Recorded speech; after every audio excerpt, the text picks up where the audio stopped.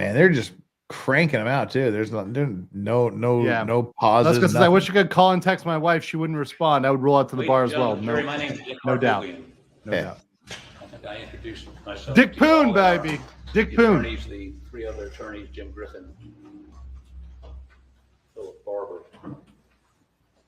Margaret Fox. It is our honor to represent Alec Murdaugh. Ooh, I don't like how this is starting already. Just the first sentence lost me.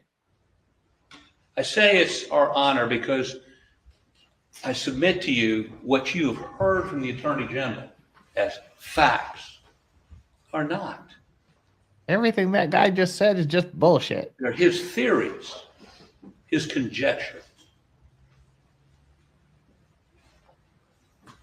Now stand up. This is Alec Murdaugh. And Alec was the loving father of Paul and the loving husband of Maggie. You're not going to hear a single witness say that their relationship, Maggie and Alex's relationship, were anything other than loving. You're going to hear about how they went to a baseball game the weekend before. You're going to hear about their relationship. You're going to see texts and emails indicating a loving relationship. I know who he reminds me of. He reminds me of Young Frankenstein. Peter Boyle playing Frankenstein's monster in Young Frankenstein. That's who it reminds me of. Paul and Alec riding around looking at some trees they planted.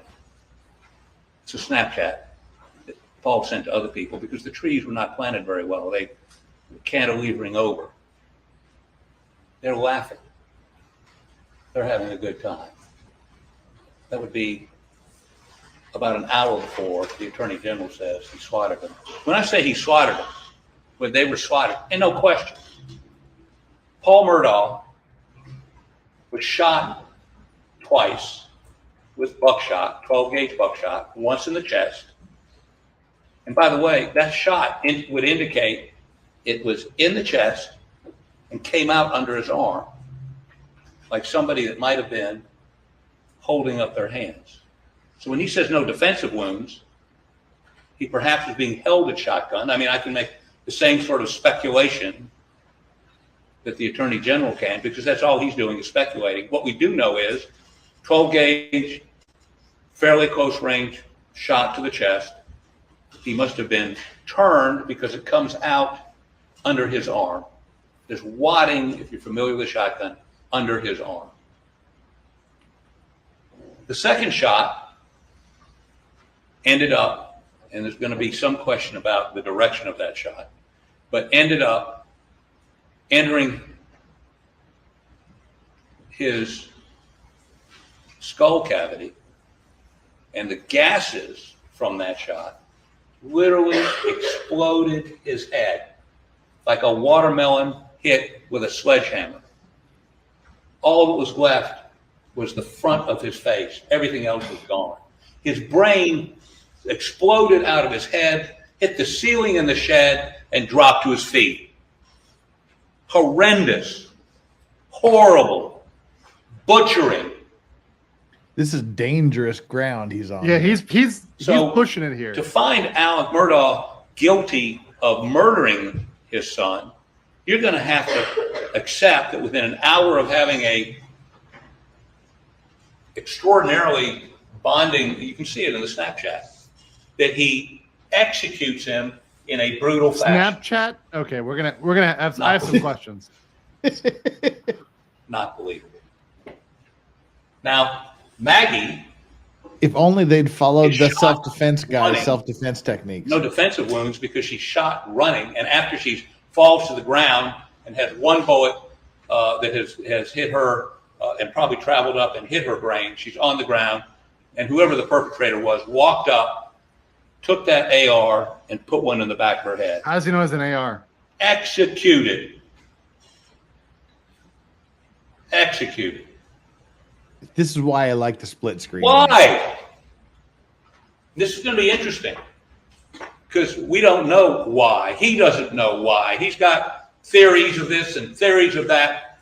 But why? Number one. Number two, what was it in that hour between when he's yucking it up with Paul? And let me say this to you. His record, he was interviewed. He comes home and finds, there's no question about this. They've got telemetry from his car. He left the house at 9:06, returns at 10:01 after seeing his mother who has dementia. Now remember, that day, his father, who is dying, is taken to the hospital. Mom's home alone with the housekeeper. Perfectly reasonable for him to want to go see her. And later than usual, because his father's not there. He's in the hospital. He dies 2 days later. Oh, geez. Dies 2 days later.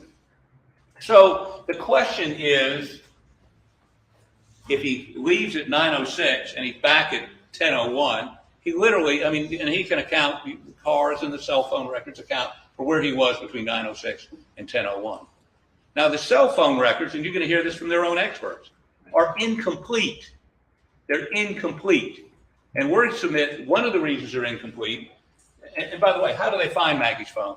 Maggie's phone was thrown out on the side of the road about a quarter of a mile away from, a little bit more, maybe a half a mile, from the Moselle property, thrown out on the side of the road. Okay. They found it by using Find My iPhone. And the way they did that, they had to open it or have access. Who gave them the code to open the phone? Now, Murdaugh. Okay, he could still be an abusive husband that demands access to all of his wife's stuff. What you're also going to see is that Murdaugh was calling that phone at 9:06. As he leaves the house, he did call her twice and texted her. Yeah, he's walking the line, and I don't like it.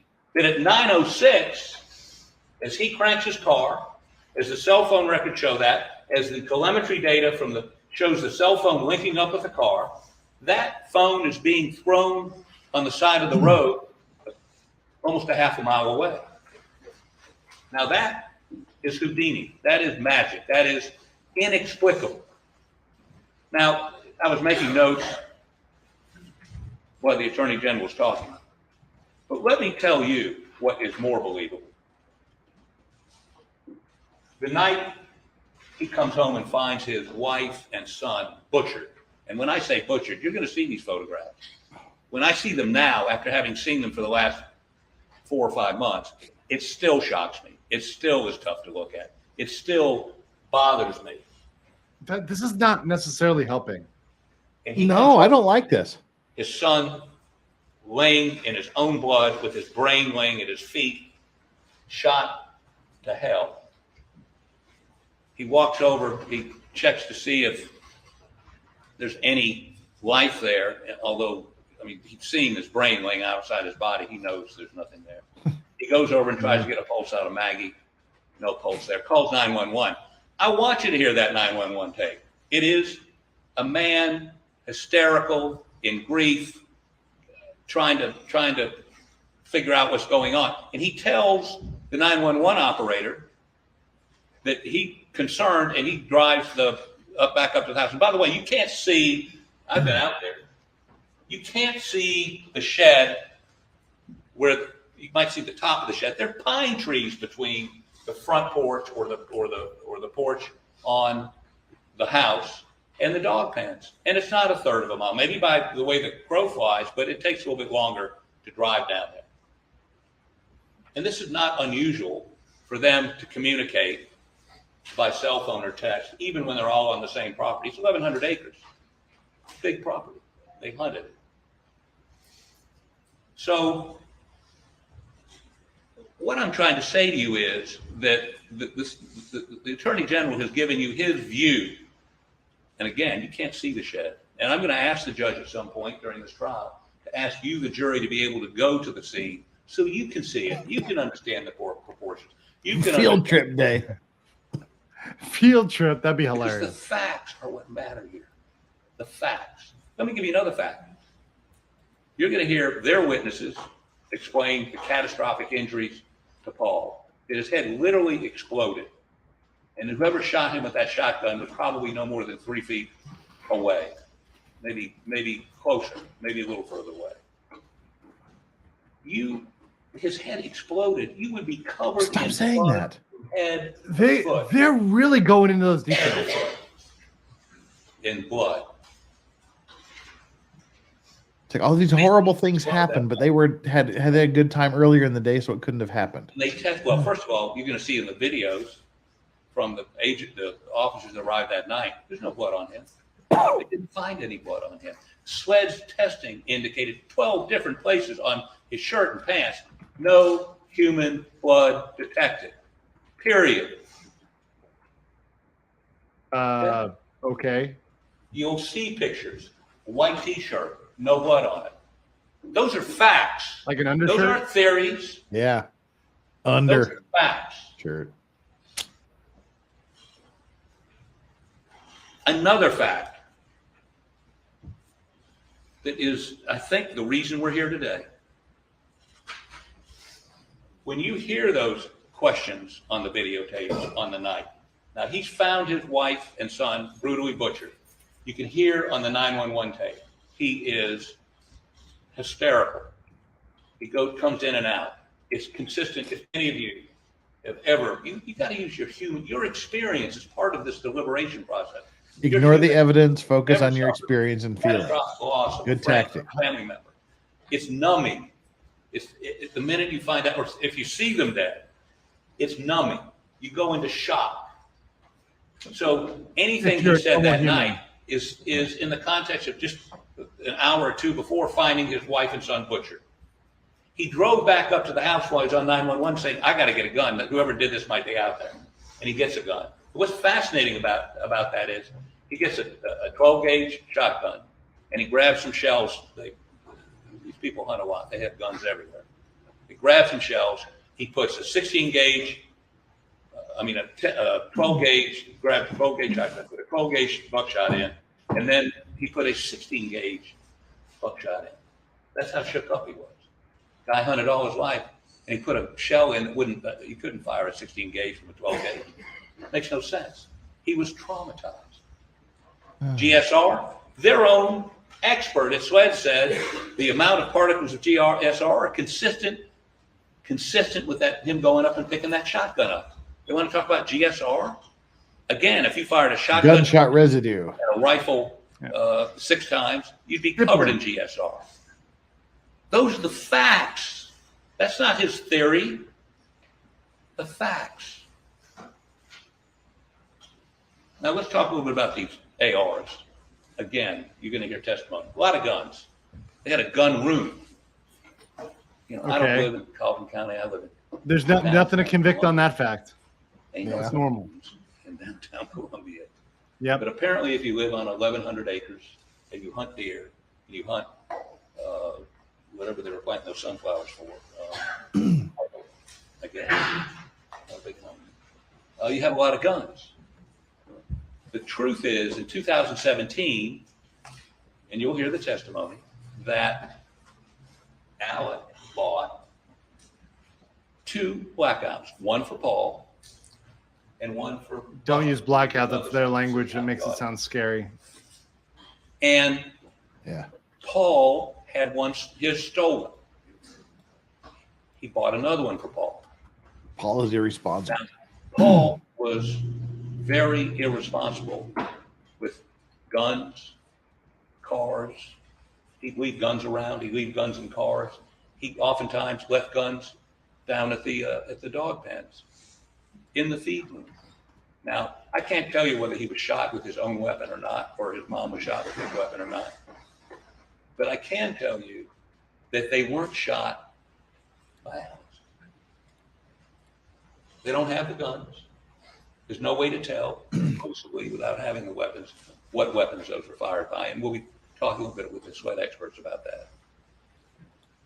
The sort of overarching issue here is why murder on June 7th, 2021. Why is it September of 2022 before they charge him?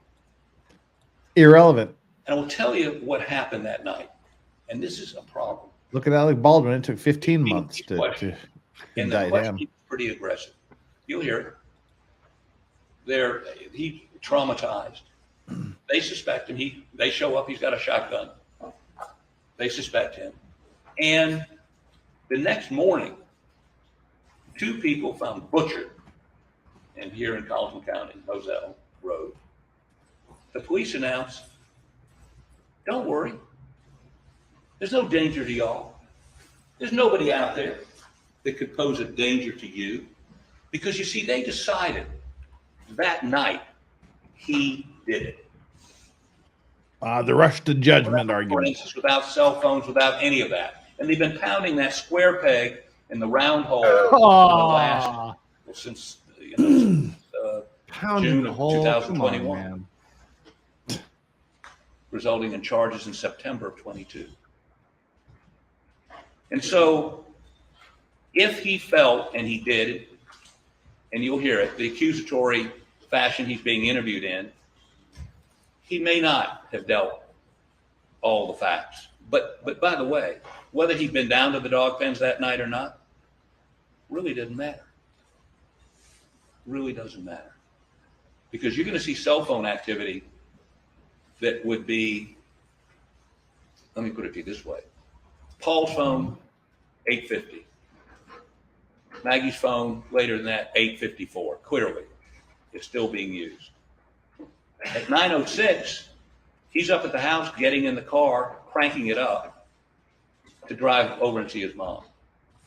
He says a few hundred yards away. It's a little bit further than that. But the point of the matter is, he would have had to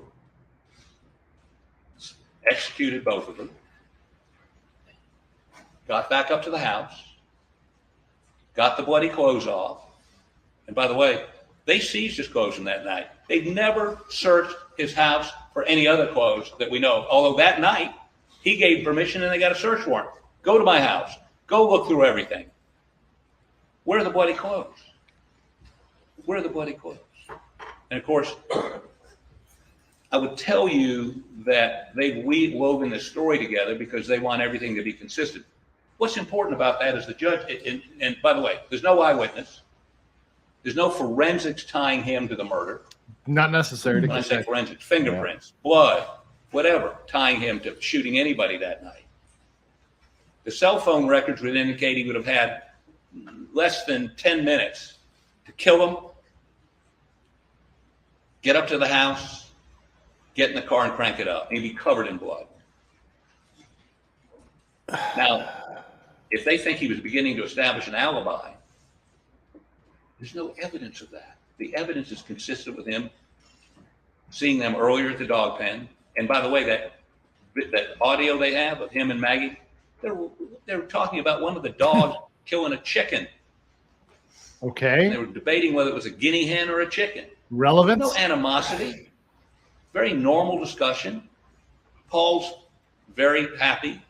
We know that Paul, after that, is texting back and forth with a girl about going to the movies. Nobody's down there threatening him. Daddy's not pulling out a shotgun and killing him. For, 10 minutes after that, he's texting this girl. So, big question. One shooter or two? Two guns, shotgun and an AR. And by the way, I knew they were going to go this route. It's a wounds because she's running. What's she running from? Her husband. And could you shoot? Typically, she had a little shed right, different probably range, 150 feet from the feed room on the other side of a wall. Perhaps she heard the shotgun blast and came around and saw somebody or 2 people, and whoever it was opened up. Was there enough time to kill Paul, and then find the AR and then ambush Maggie? Much more likely there were 2 people, but again, we don't have to prove anything. Let me sort of share the. He should have led with that. Yes. Examine this. Go hard on the reasonable doubt. You have agreed to follow the law, and here's the law. Here is the law. He didn't do it. That's not a law. Innocent. Yeah, that's As not. you sit there right now, That's weak. sit there right now. When you look at him, you have to believe he is innocent. He didn't do it. Now, let me tell you, that's so difficult to do. I get it. And the way maybe the best way to explain it is this. This morning or yesterday, nobody really reads newspapers anymore. But if you're reading the newspaper, looking at the internet, and you read the police had arrested somebody for some heinous crime, the natural inclination of everybody, all of y'all, is to say, thank God they caught him or her. Thank God that person is in custody.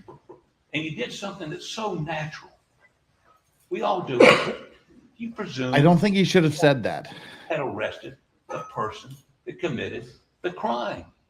You presumed him or her guilty. That is the natural thing to do. And you know what? That's fine for you to do.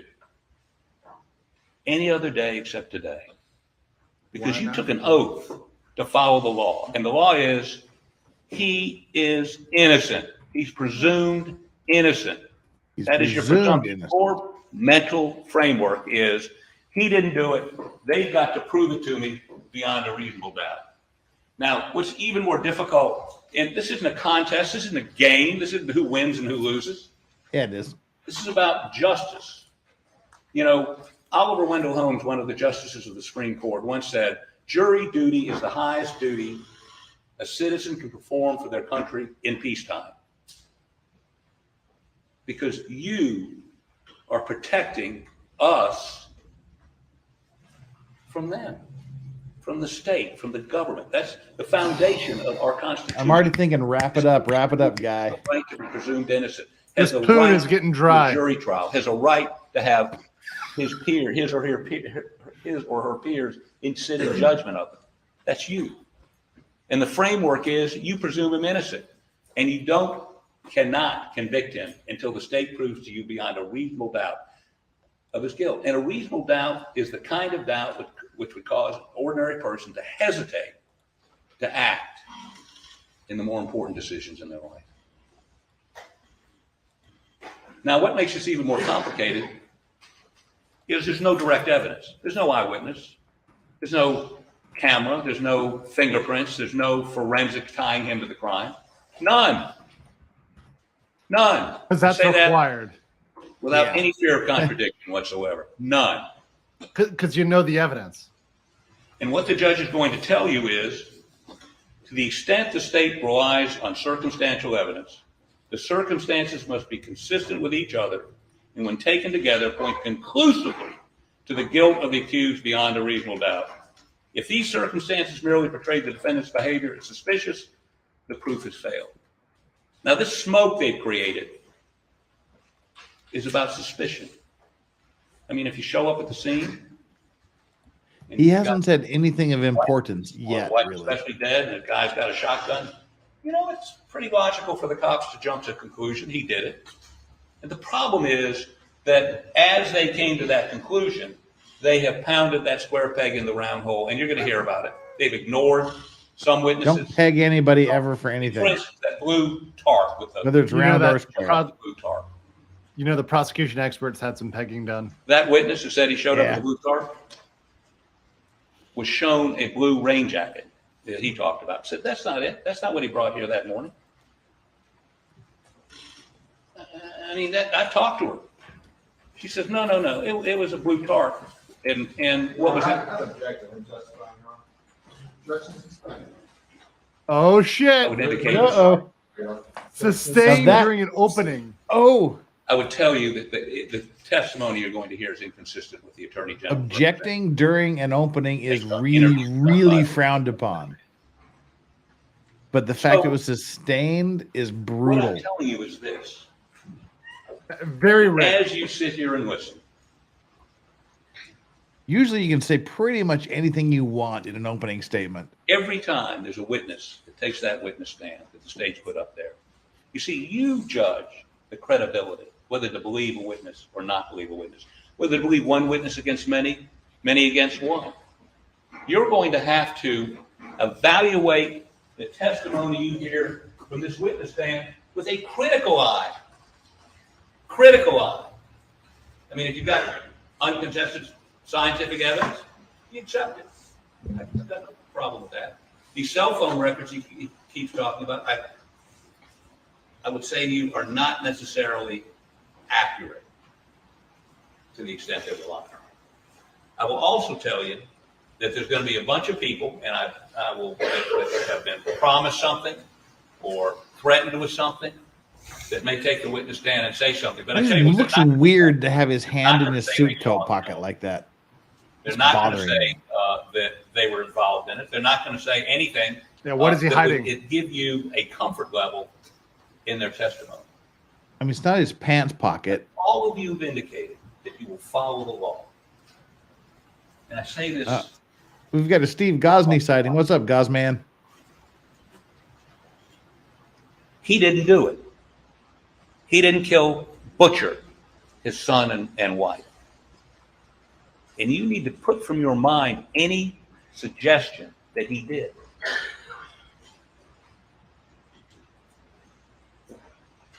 You've been picked because you said you could be fair.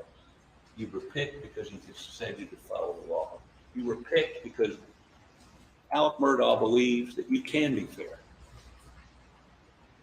Now, if during this process over the next however long we're here, I say something or do something, which most certainly based on my career, I will do that irritates you or angers you.